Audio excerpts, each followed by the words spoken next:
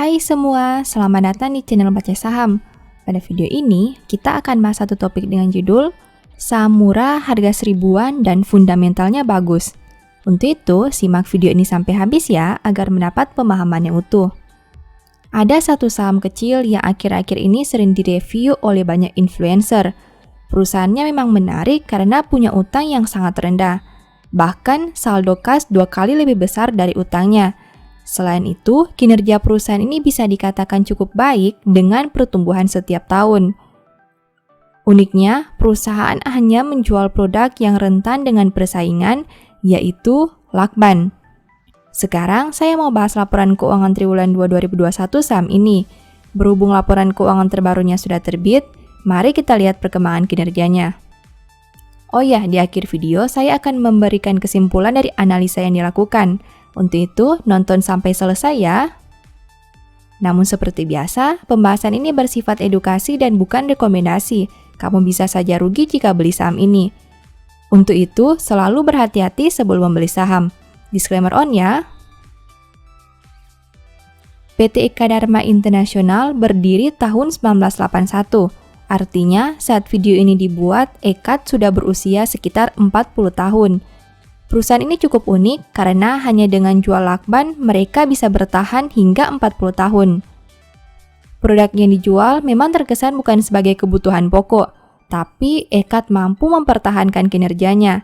Selain itu, dengan usia 40 tahun, perusahaan lakban ini punya kinerja yang sudah mencapai miliar bahkan triliun rupiah. Pertanyaannya, apakah di masa mendatang orang-orang masih tetap membutuhkan lakban? Jika iya, apakah Ekat mampu mempertahankan produknya sebagai market leader? Ataukah akan terganti oleh pesaingnya? Mari kita bahas laporan keuangan terbaru saham ini. Pertama, aset. Ekat punya aset 1.149 miliar di tahun 2021, sedangkan di tahun 2020 asetnya berjumlah 1.081 miliar. Artinya aset perusahaan naik 68 miliar atau 6,29% dalam satu tahun ini. Sekarang mari kita analisa lebih jauh. Dari total aset 1.149 miliar, perusahaan punya aset tetap sebanyak 466 miliar. Artinya 40,56% aset perusahaan berada dalam bentuk aset tetap. Jika dibandingkan tahun sebelumnya, pos ini turun 8 miliar atau 1,69%. Selain aset tetap, ada juga kas. Dari total aset 1.149 miliar, perusahaan punya kas sebanyak 379 miliar. Artinya 32,99% aset perusahaan berada dalam bentuk kas.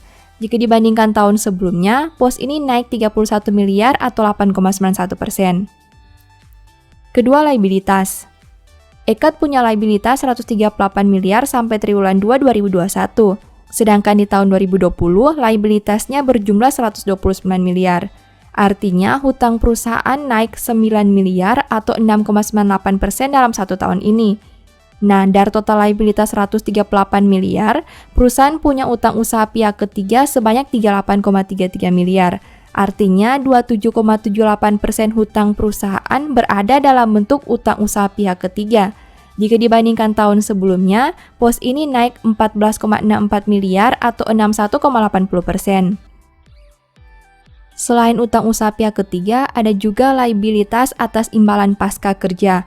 Dari total liabilitas 138 miliar, perusahaan punya imbalan pasca kerja sebanyak 34,8 miliar. Artinya 25,22% total hutang perusahaan berada dalam bentuk imbalan pasca kerja. Jika dibandingkan tahun sebelumnya, pos ini tidak mengalami perubahan. Ketiga, ekuitas. Ekat punya ekuitas 978 miliar sampai triwulan 2 2021. Jika dibandingkan tahun sebelumnya dengan angka 923 miliar, berarti ekuitas perusahaan naik 55 miliar atau 5,96%. Dari total ekuitas 978 miliar, perusahaan punya saldo laba belum digunakan sebanyak 626 miliar. Artinya 64,01% ekuitas perusahaan berada dalam bentuk saldo laba belum digunakan. Jika dibandingkan tahun sebelumnya, pos ini naik 55 miliar atau 9,63%. Keempat, pendapatan. Ekat punya pendapatan 296 miliar sampai triwulan 2 2021. Sedangkan di tahun 2020, pendapatannya berjumlah 337 miliar. Berarti pendapatan perusahaan turun 41 miliar atau 12,17% dalam 1 tahun terakhir. Kelima, biaya pokok pendapatan. Ekat punya biaya pokok penjualan sebanyak 182 miliar, sedangkan di tahun 2020 biayanya berjumlah 229 miliar. Berarti biaya pokok pendapatan turun 47 miliar atau 20,52% dalam 1 tahun terakhir.